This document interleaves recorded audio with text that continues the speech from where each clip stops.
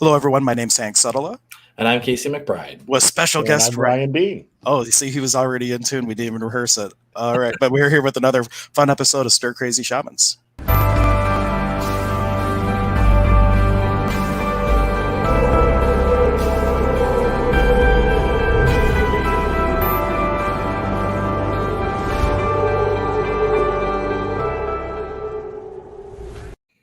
So those of you, that's so cool, isn't it? You have watched one of our episodes.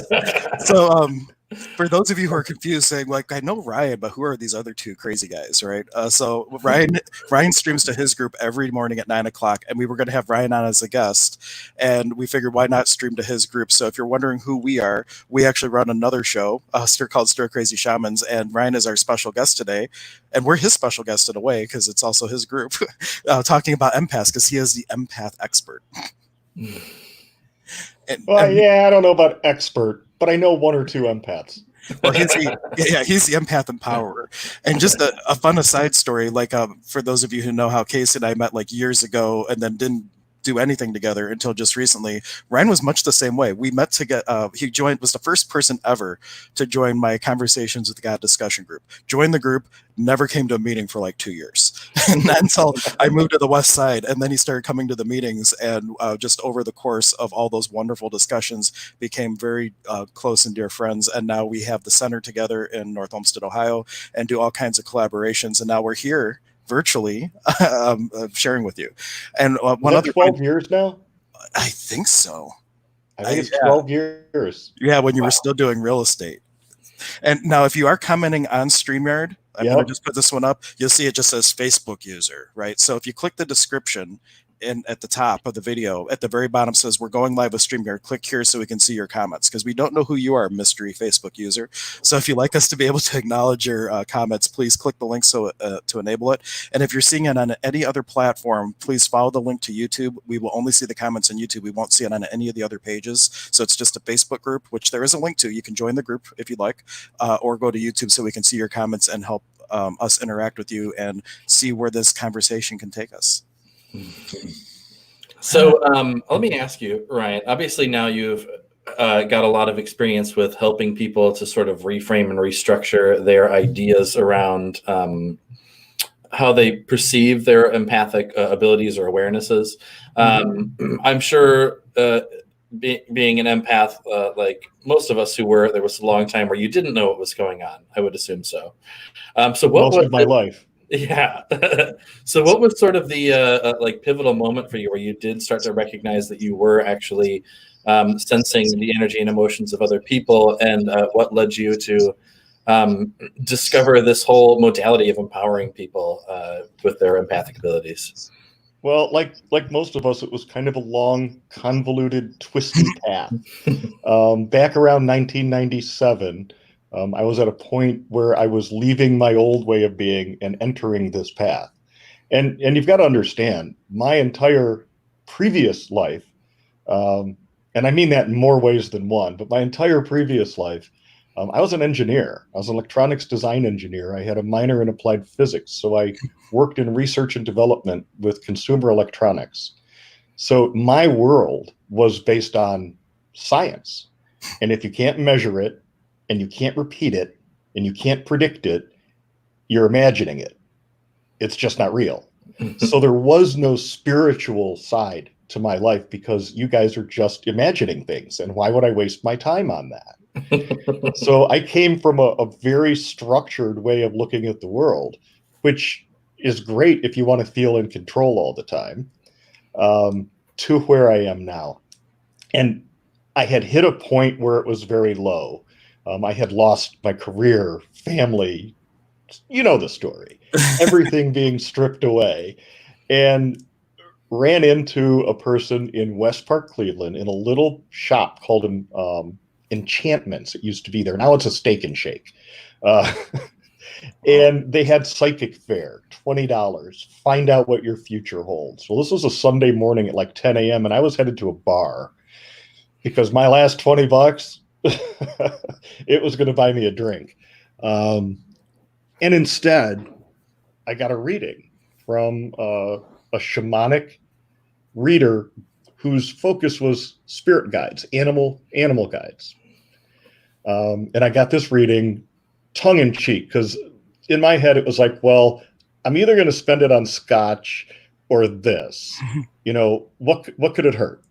And this woman used a tarot deck and her own intuition, and she nailed my ass to the wall. I'm sorry, can we swear on this? Absolutely. Well, it's too late now. She nailed me to the wall, focusing on all of the things in my life that I was considering broken at that time. I went back a week later because I needed to know how she could cold read me so good, because it still in my head was a trick. And it was fascinating that with asking me no questions at all, she figured all that out. So I wanted to know how she did that. And one thing led to another. And I started working with my animal guides, my animal totems. And that led me down several different shamanic paths to learn about different shamanic practices. And I discovered Celtic shamanism, which led me to the Norse runes. And that blew my world open, because the precision, the repeatability, the predictability, and the ability to measure outcomes, scientific method, made it impossible for me to say this isn't real. So the logic trapped me in this new world of total illogic based on my old way of looking at things. But it was measurable, it was repeatable, and I could predict the outcomes. So it was real. I just didn't understand it. And everything since then has opened up. About 6 years ago, I started doing, we'll call it shamanic work, working with a guide that allowed me to get a different perspective on the world. And while working with these shamanic practices, the journey work that I was doing, I encountered other beings that I was working with, my teammates, we would call them in Access now. And through information that came through that, I started developing what I now call empathic empowerment training. So this was information that was channeled, that was simply received as a knowing, and then experienced as I went out into the world and started to play with these things. And as that occurred, my empathic abilities opened up. And it's a long story, and I've been an empath, an open empath, since I was born, and it caused an incredible amount of strife in my life, because I was taught how to be empathic. Well, actually, I was taught how to be a human by people who were not empathic. So nobody understands what you're experiencing, what you're sensing in the world. And in fact, they'll deny that it's even possible. My awarenesses and the things that I knew were happening as a child got me beat and punished by my father, because I was obviously just a liar making things up. He could not conceive of how I could come up with such crazy shit. I must have been, damaged in some way. And his fix to damage was through violence. So, you'll be too afraid to say that crap out in public.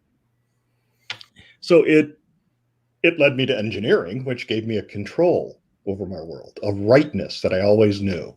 And then I could ignore what I thought was happening, because that's fantasy, and just use fact. This path has opened up how limited the facts are that we think control the world, and how much bigger our universe really is than what science currently understands. And it's catching up, and it's making huge strides in understanding consciousness, which is what we be. And now, using the information I got through the journey experiences, through the shamanic practices that I used, led me to other practices, which opened things up even more. And finding access consciousness and the concepts in access run through everything, every other modality I've ever found. But the language and the conciseness and the tools that they created gave me an ability to help people and facilitate people's own expansion that I hadn't found before. So it has replaced nothing, but it has become an addition to everything that I do. And now the understanding of what we truly be as empaths is what I teach people in empathic empowerment training. Because everything we were either taught to deny who we were by people who weren't, who we are, so they couldn't possibly conceive of the world the way we do. They just can't perceive it that way. And it's not an evilness or a badness on their part most of the time. Most people teaching us actually mean well. They can only teach us what they know. And since they're not empathic and they don't have this level of sensitivity to the energies in the world, they can't know what we sense as real. So all they can ever do is teach you to be smaller than you really are with the best of intentions. And that doesn't eliminate our discomfort and the intensity of the world around us, because we're taught to judge that world by people who can't see most of it. So it's like trying to put a size 8 foot in a size 7 shoe. You know, you can do it. It's not going to feel good very long. And it's going to get really uncomfortable if you try to live that way. Right. Actually, Go ahead. The question I was about to ask you kind of mirrors what Susan was asking on YouTube. She said, I thought you became an empath, but you were born that way. And I know in the classes that I've sat in with you, you have this way of explaining it on a bell curve, and maybe that can offer a little bit of insight, or however you would like to speak to that, about if you're born as an empath, or do you become an empath, or is it a little bit of both? What would your thoughts be on this? The truth is, I recognize it as I've received it, is that technically, most every single human being ever born has an empathic sensitivity, has an ability to sense the world, because we've been taught that this is a psychic gift. Clairsentience or clairempathy, like clairvoyance and all of the other psychic gifts. And that's a misidentification of what's happening.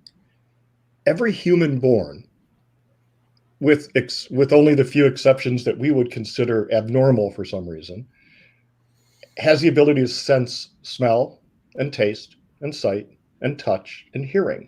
Those physical senses we call the normal senses. But our body has an ability to sense other energies, just like all of those other senses are doing. And every human has that ability. But it's not as tactile. It's not as immediate and in our face. And it senses the higher energies around us. That it can be, though. Yeah, it can be. Well, and that's when we start to identify it based on other things. Your empathic ability is a physical function of your body, not a psychic gift. And that's where the miscommunication and then the miseducation comes in. So to answer Susan's question directly, yes, you're born as an empath. You are not necessarily given the awareness of what it is. If you were raised by people who could not see, who were blind their entire life, you would have a very difficult time even recognizing your ability to see, because there'd be no reference to it in your world. To give you an example of how that variation can affect things, most people, if you tell them, hey, I want you to imagine this, picture this in your head. Well, they actually do, and you get a picture in your head. I don't. Well, I have no ability to visualize. So when people used to talk about this all the time, I just figured it was a figure of speech. They're trying to describe something to you so you can get the concept of it. It never occurred to me that people actually had pictures in their head. How crazy is that? And it wasn't until just recently I found out that's an actual thing, that some of us don't have that capacity. Now, I don't consider that a lowering of capacities, because it also stops me from getting distracted and caught up in what other people can with the visualizations they get. And it's also not a limitation for me, because when you visualize things, you often will no longer receive them unless they match that visualization. And to me, I don't have that. I just never even knew it was a thing. So your empathic abilities are something you're born with.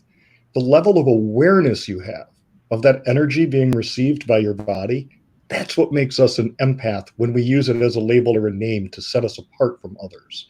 So the empath is a person who has a greater awareness of the energetic sense that their body uses to bring the information of the whole world to them.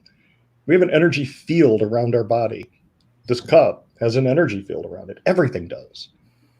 We're conscious beings at a higher level of consciousness than others. Our energetic field responds to our desires, responds to what we choose to put our attention on, and it expands and contracts based on what we're looking at. So the empath's own energy field is expanding and contracting continuously based on what you're giving your attention to. And we're never taught about that. In fact, we're taught we end right here. Anything outside the skin, it's not you. And the reality is we're infinite beings. There's nothing that isn't us. It's just this point of view that we're having an individual experience. And the empath has a much broader point of view and brings in sensory information that cannot be described unless we take it there based on the 5 senses. And all of your senses only ever give you an emotion when what you've become aware of, you judge. And the empath is wonderful at judging. In fact, every human being on the planet is. That's how we're taught to be. That's good, that's bad, that's right, that's wrong, that's yummy, I hate that. Those are all judgments. And based on those decisions about an energy, we have an experience of that energy, which we call feeling and emotion. Empaths have so much information that they're bringing in, and they're taught to judge everything by people who have a tiny little view. Hank was talking about a bell curve, a diagram that I use. A bell curve is just any analysis that uses this shape, like a bell, to predict where something lies in relation to other things. So if you're measuring any trait, like blue eyes, a certain amount of the population will have blue eyes, and we'll call that the average. And there's variation to greater and lesser on either side of that. Most of the human beings on the planet, they're right in the center of that bell curve. Most people have an average amount of sensitivity. I refer to them as AM/FM radios. They can receive that much of the bandwidth and nothing else. Some people have way less. And because of their disconnection from the world around them, they respond differently in the world than the average people do. And when you have less awareness, even less than average awareness of your connection to others, you really, truly feel alone in the world. So we get this decrease of awareness of our body sensitivity all the way down to 0. So we would call people like that, because we've labeled them because they're different, narcissists and sociopaths and psychopaths and politicians down here at the bottom. And the people that are on the side of more sensitivity, well, we've labeled most of them too. We call them ADD, and we call them manic depressive, and we call them psychotic, and we give them names that describe how different they are from the average. And empaths, we're somewhere on this side above the average, and we fall all over the place. So I don't quantify a person's empathic ability. I simply wish to empower people to understand that what they have, what they're feeling, is a function of their body. Psychic gifts are different, very real, but they're experienced differently. And what you experience through your body is a physical function. I went a long way into that explanation. So to answer Susan, yes, you're born an empath, but you may not come to the knowledge of being an empath until much further on in your life, because who's going to teach you that if they don't believe it's real? And if someone is in that middle area, like psychic gifts, you can go to development circles and do other things to kind of step into that gift a bit more. Does it work the same way with empaths? Do you have the ability to tune in more to the body and pick up, go from AM, FM to broadband and ultraviolet and all that? Absolutely. And I know that in our spiritual communities, we like to think that no one has any limitation. And in the broadest sense, the highest sense of that, I agree. However, our experience in this world is within the physical body that most of us believe is who we be. So anyone born with like working arms and hands, you could teach them how to throw a ball, right? Almost anybody could learn that function. But very few people are going to be able to, no matter how hard they work, very few people are going to be able to throw that ball at 108 miles an hour, hitting a 10-inch square of space 60 feet away. Those guys, they make millions of dollars a year. Now, anyone could learn to throw that ball. Not everyone's going to get that level of potency with that ball. You'll never know if you anyone don't. Yeah. And no matter how hard they work, some people just aren't going to. Their bodies aren't built that way. So as an empath, if you're in that middle section and you become aware that, well, hey, there's more possible, then yes, just like training your body to do any other function, there are exercises and processes and techniques we can use to become more aware. And there is no one right way to do that. Shamanic practice is an ancient way of tuning into the realities that are actually in the world instead of the realities we think we've defined with sciences. And that expands your awareness. Not everybody's going to become a Merlin, no matter how hard they try. Not everybody could become any of the different practices, the pinnacle of those practices, no matter how hard they tried. And some people started there at the very top of that level of potency. And most worked hard to get somewhere in between those 2 points. So any empath, anybody, can learn to become more empathic. Some people are what they are, though, and they came to be that way. And it's not a limitation to them. The people we deem as narcissists, they're not broken. Some of them are very potent creators, in fact. Very potent creators. In fact, we know a few. All of us on the planet right now. and they can't even conceive of not receiving what they choose. But the way that they relate to others is so disconnected that our experience of them is rarely positive. Their experience of us is like us to an ant. In their minds, they're so superior because they know the truth. So you don't fix them. You don't fix a wolf for eating an antelope either. It's not a brokenness of the wolf. We may not like it, and you don't have to have the wolf in your living room. But you don't judge the wolf for eating the antelope, you know? And it's the same with people. We don't have to choose to be with them, but we don't need to judge them as broken. They're not. They're also infinite beings, and they chose this existence.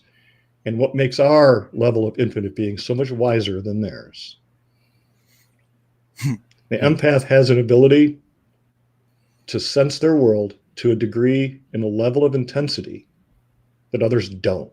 It does not make us right, and it does not make us superior. Very few people I know of empaths would ever think of themselves as superior. Most of them want to get rid of that shit. Speaking of, that brings up a little story of a reading I did the other day. Was communicating with this person's guide, one of their guides, and they were asking, what they could do. I think they wanted to know like career direction or something. And this guide started to talk and said, well, they're highly empathic, but they see that as sort of more of like a curse right now. But when they get to the point where they're able to shift their perception on that and realize that it's this incredible gift or ability that they have that they could further develop, then they can use that to really, really start to reach people that they would never be able to reach before and create healing just through talking to people. And so she was kind of like took a step back and she goes, I never even considered that was a possibility. And she said that she always just, she's not, her whole experience of being an empath is like, she doesn't like being in crowds because it fucking sucks for her. And so she just shuts down. And like, that's her whole extent of like her in a relationship with her empathic abilities. And so that was like her first introduction to like, wow, this could really be a beneficial thing for yourself and others. So what would you say to people that, maybe have that view that, the empathic ability is more of like a curse than a potential blessing or something they could use to really help people? Well, when people describe their experiences based on the experiences they've always had. I mean, we're taught that 1 + 1 = 2. Now, we know that 1 + 1 could be something different. Mm-hmm. But for the average people, that's the way they view the world. So when people have used the way they've been taught to judge their world and to describe their world and define their world, and they have come to the conclusion that the way they be in the world is painful to them because that's what they've been taught all this intensity is, it's not a help to them to tell them they're wrong. Because based on what people have been taught, as soon as they're told they're wrong, if they align and agree with that, they are now less than. They are broken. So they're almost always going to push back against that. And when they become in resistance and reaction to our judgment of them as wrong, they give that wrongness even more energy in their own head. They become even more wrong, and they have to prove they're not. And in ours, they get locked in as well. So I don't tell people that they're doing it wrong or that it's a wrongness that they feel that way, because their experience has been pain, has been discomfort. Their solution was either to hide from it which doesn't actually work for the empath because our ability to sense energy is universal. We can sense it anywhere, when in the universe simply by our attention on it. So hiding for the empath has a very limited effectiveness. And while it can reduce the intensity of the energy immediately around us, as our attention starts to drift in our seclusion, as we try to separate from our bodies, we really just become more vulnerable to the energies that are larger and further away. Some practices that are aware of the sensitivity will try to teach us to mitigate that intensity of energy using tools that are intended for psychic gifts. And the shielding that we're taught very rarely works for empathic sensitivity. It can be an incredibly effective energetic tool when you're dealing with psychic sensitivities. But most empaths that I've worked with have had a very mixed experience trying to use these techniques, and some it just doesn't work for at all because their awareness is far less psychic than it is physical. And using an energetic shield is incredibly contrary to two very basic universal laws. What you resist persists. And all of your energy flows where your attention goes. Because energy follows intent, right? So as you're building your shield, you're focused on absolutely what you do not wish to experience. Mm-hmm. And you're actually focusing energy at that and trying to push it away, which is giving all of that energy to it and making it stronger.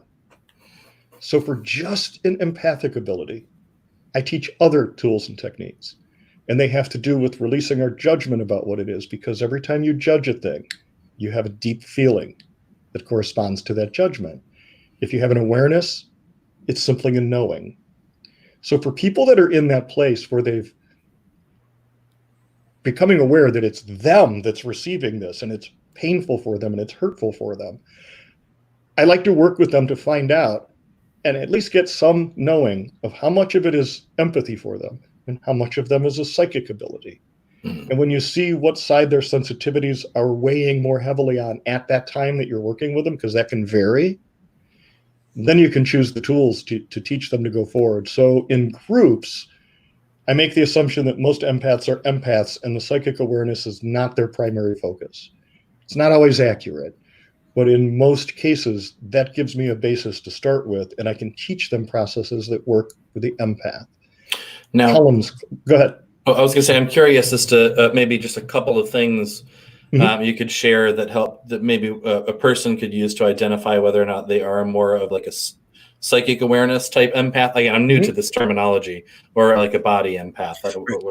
And as you answer that one, I'm going to bring up Sue's question because it's kind of related to that. We have two other questions that people commented as well.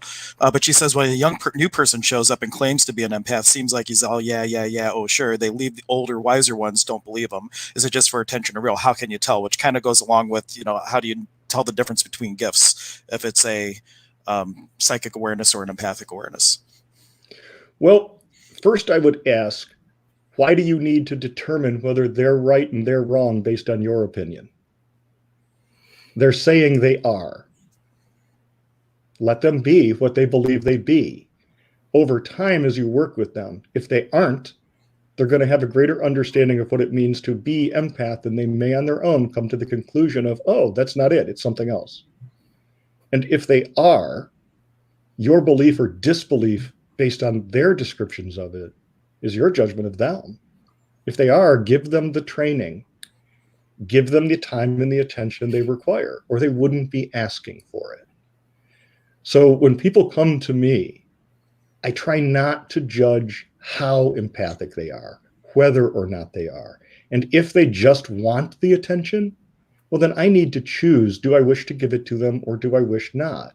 And I don't need to justify my decision based on their rightness or wrongness, in my opinion, because I am not feeling what they're feeling.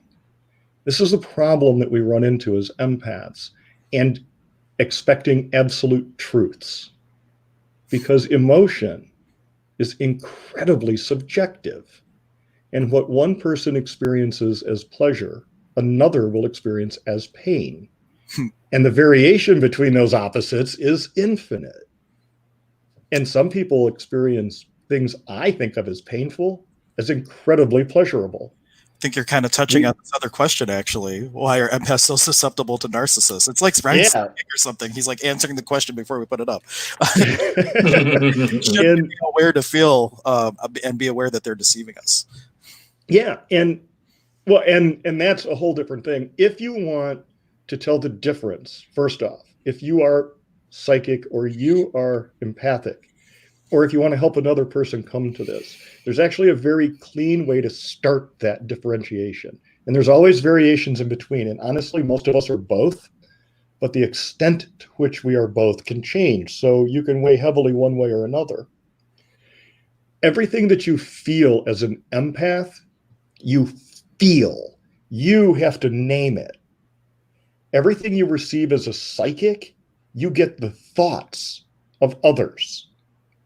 So if you are sensing someone in pain, what an empath gets is a feeling of pain, and that pain is based on the empath's judgment of the energy they're receiving. So sometimes when we feel that someone is in great pain, the truth of it is the energy that they're experiencing, that we're feeling, we're judging through our experience. Their experience of it could be very different because it's our body receiving it. Our brain, which is part of our body and part of our being, it's the one thing that bridges energy and physical in us. It interprets everything we're feeling based on our beliefs about it. So what we think of as excruciating pain in another person, when you ask them, like, go, I don't know what you're talking about. Leave me alone. I'm good. Because the energy to them doesn't create an experience of pain. So we have to ask the person, are you feeling it and naming it? Or are you receiving the thoughts of that person going, oh my God, this hurts? And you get the knowing as if they're speaking and you're receiving it. That's psychic. Psychic picks up the energy of thought, belief, choice. The body picks up the energy of experience. So the empath is experiencing what the other is experiencing, but we interpret it through our own experience because for most of us, let's face it, we don't know we're experiencing other people's stuff. Until you start to do what I did all those years ago and start just asking strangers about what they're feeling in their bodies. And very few of us are that bold to do that because we don't want to be weird or punished, in my case. I embraced weirdness since I was a kid, so that wasn't... But no, I know. And I embraced compliance and being in control, so I went the other way.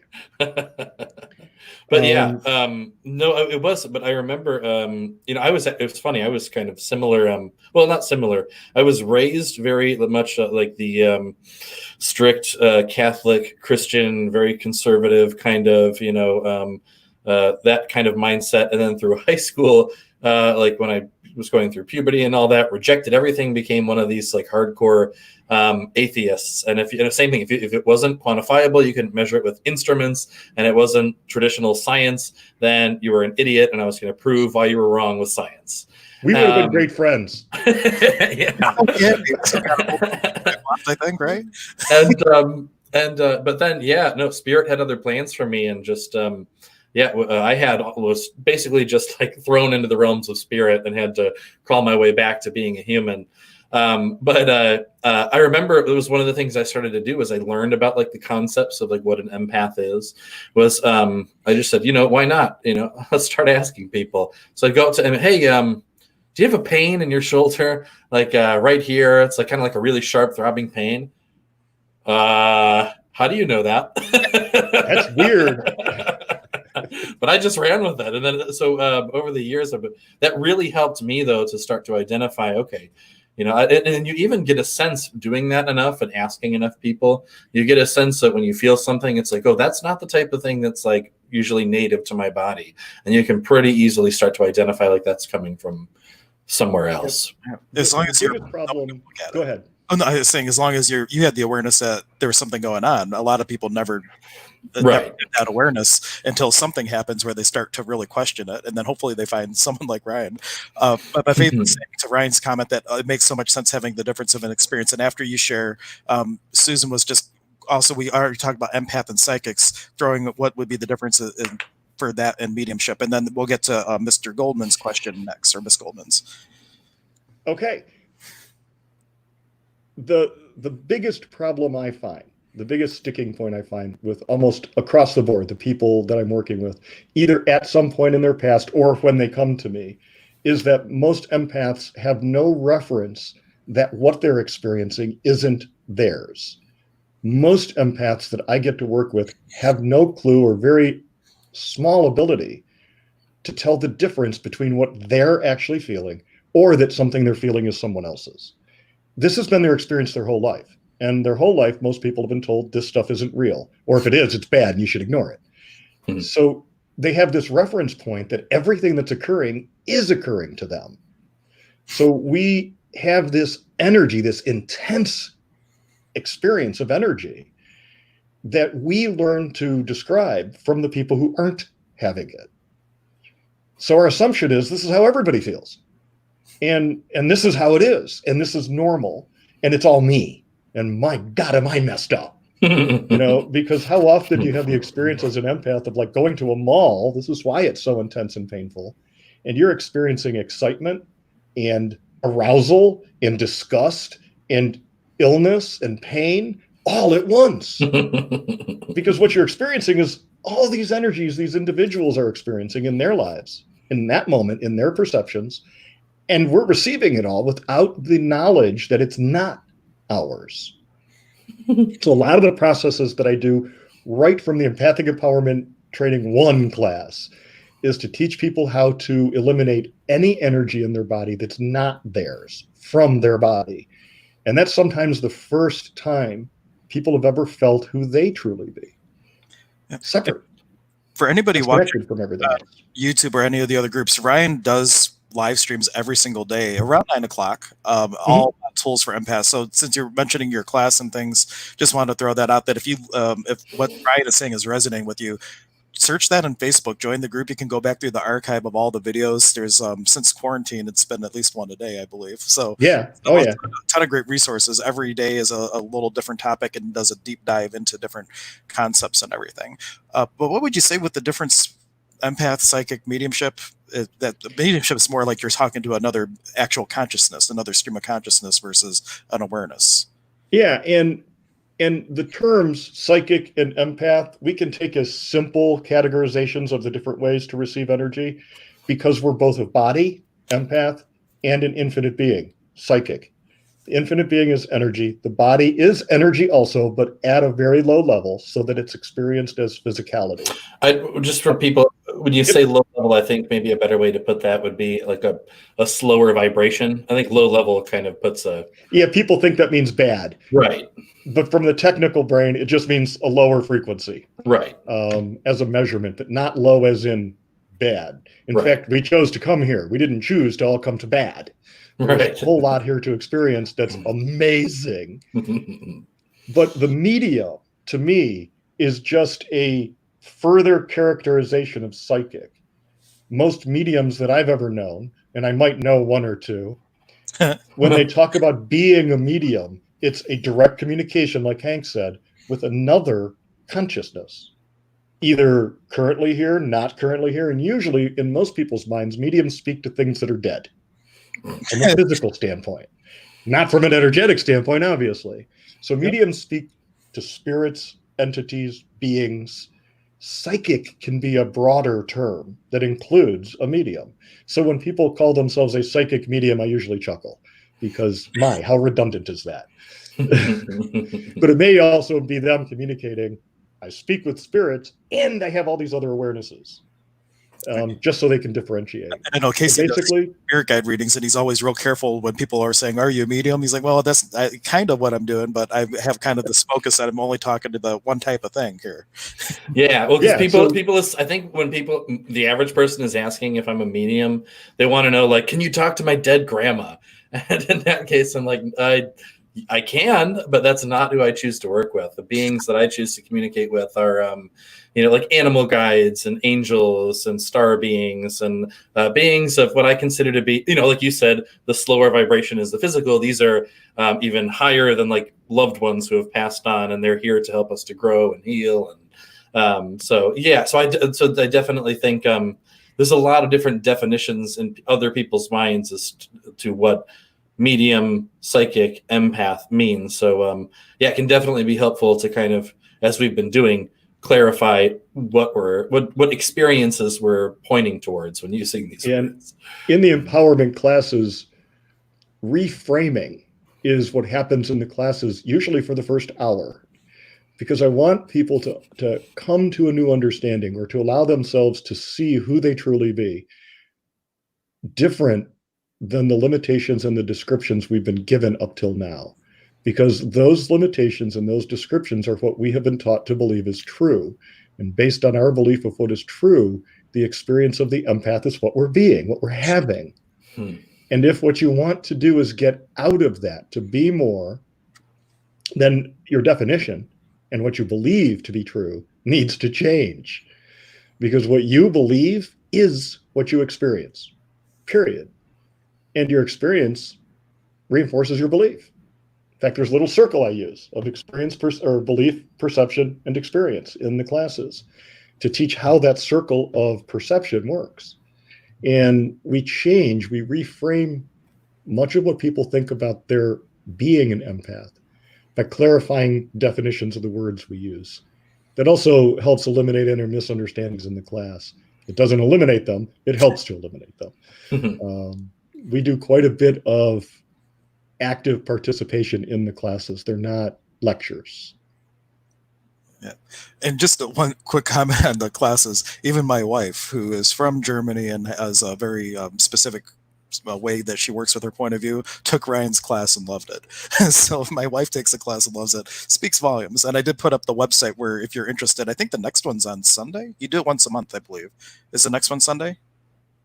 Yes, it's this Sunday. Cool. Sorry, I was reading comments. I got distracted. Yeah, and then also because of the whole stay-at-home thing, for the first time, the last 2 months, he's been offering virtually. So no matter where you are in the world, if you're watching this, if what's being said to you resonates, he has a class coming up that will be taught virtually.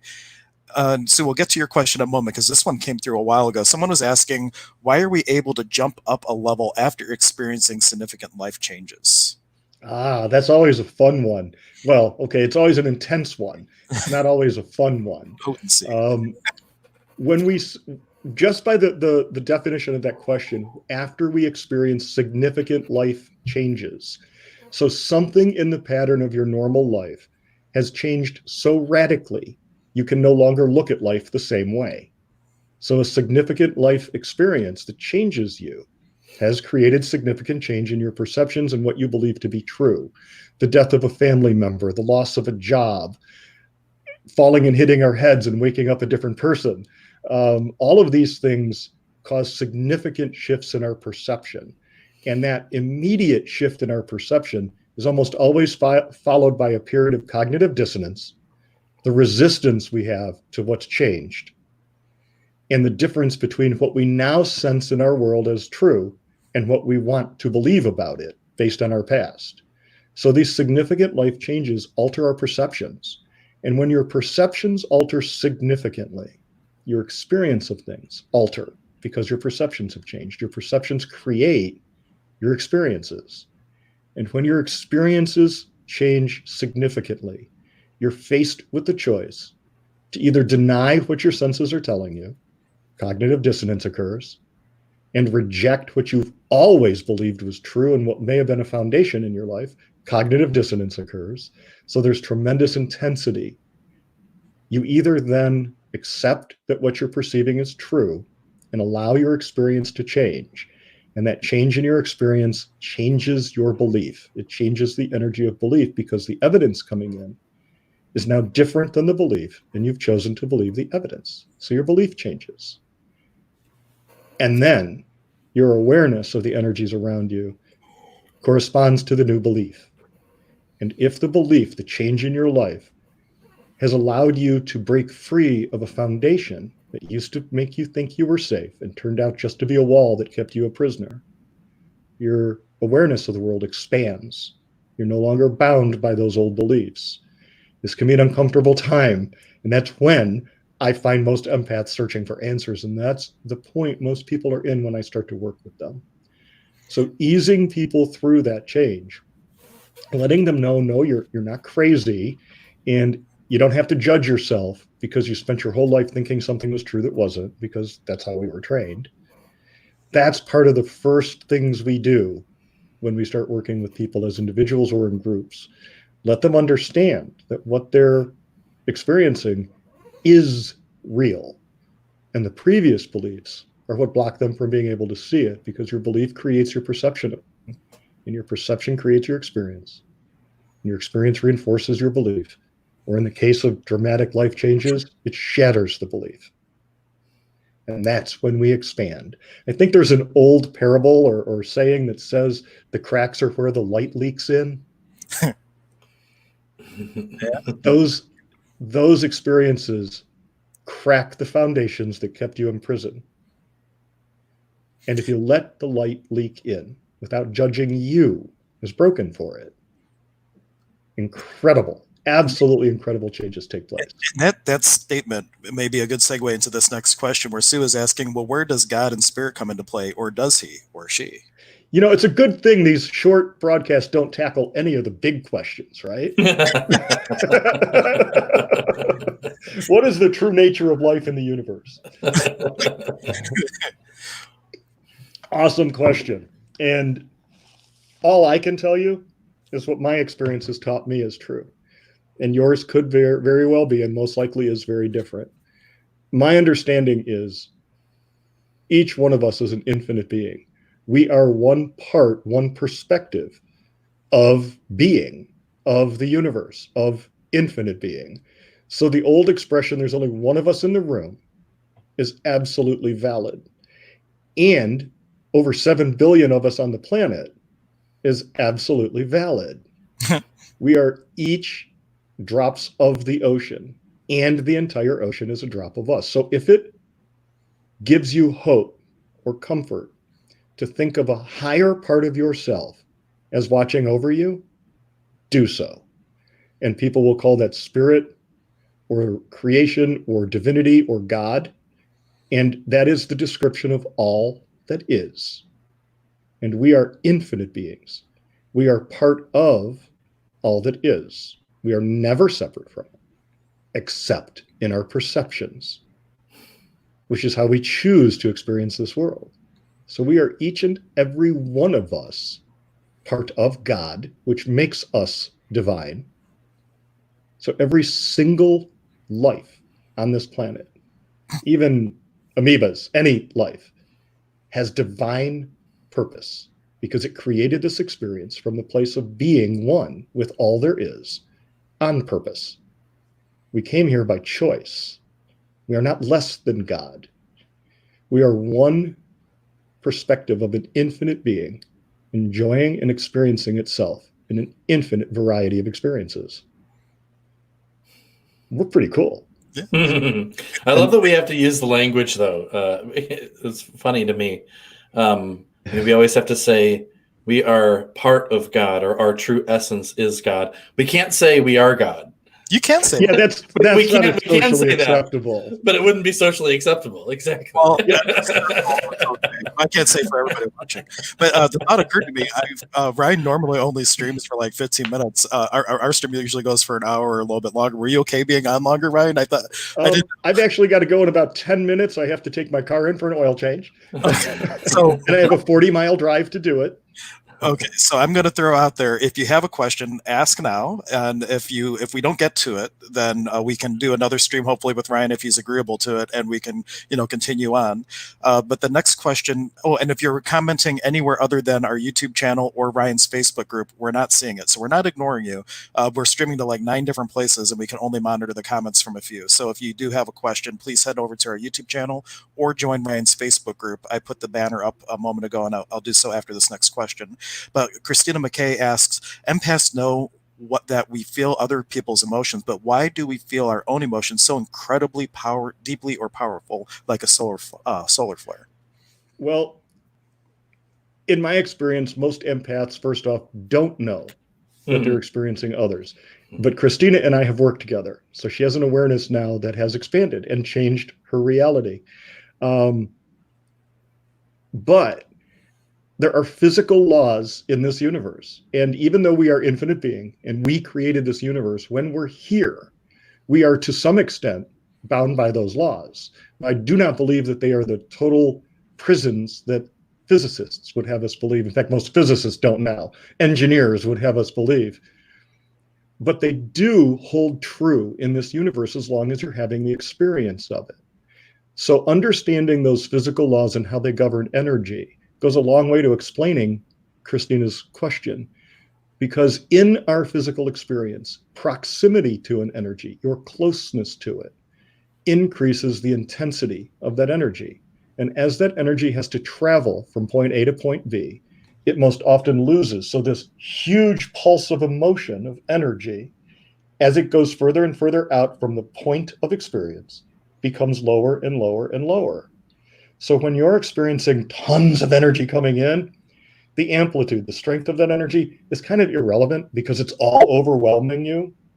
When you get to the place that you can start to differentiate between the two, yours is going to be incredibly intense because it's happening right here. You're getting maximum intensity. And now you're able to perceive the difference between you and others. Now, you may have always been that sensitive. So your opinion of the energies that you're experiencing, even though they're being experienced by others, is being interpreted by your body as if it's yours. And your belief of it creates it in your body.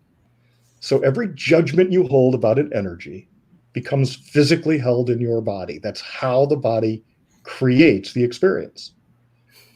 So your emotions, off the charts. And now that you have some sensitivity, you can now differentiate between yours and others. That does not eliminate you if you're judging it as painful or good for them, experiencing it at the same intensity as if it was actually happening to you. We're infinite beings. We don't do shit halfway.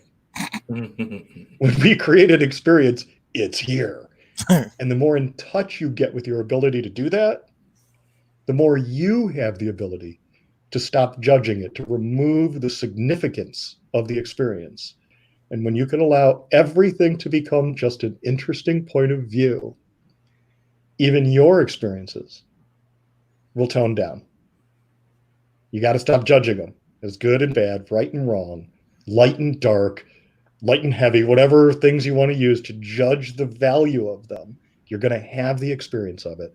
And as a wide open empath, your experiences are intense. If you could start to channel those experiences to only the ones you choose to experience and let everything else become an interesting point of view, that intensity goes away. Awareness has no feeling. It's simply awareness. As soon as you have an opinion about what you're aware of, you have a feeling created, an emotion created. If you are feeling it, you are judging it. Period.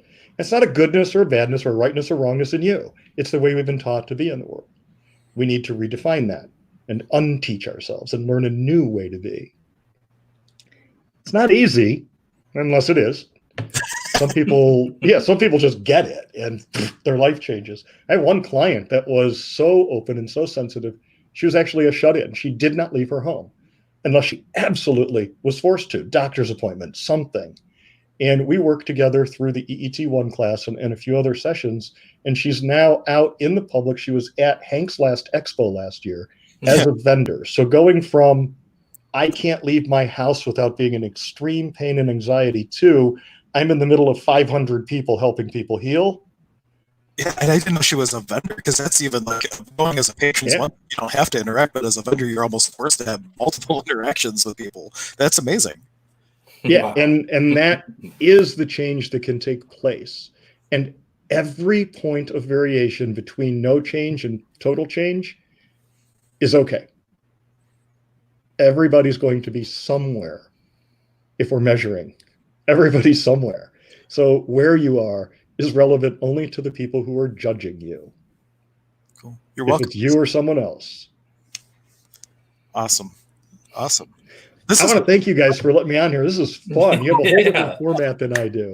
I do hope that you would like to come back on at some point, because this was a blast having you. Absolutely. Yes, thank you so much. This was I'm now kind of I'll be honest, I haven't tuned into any of your videos, but I'm going to do so today because now I'm intrigued.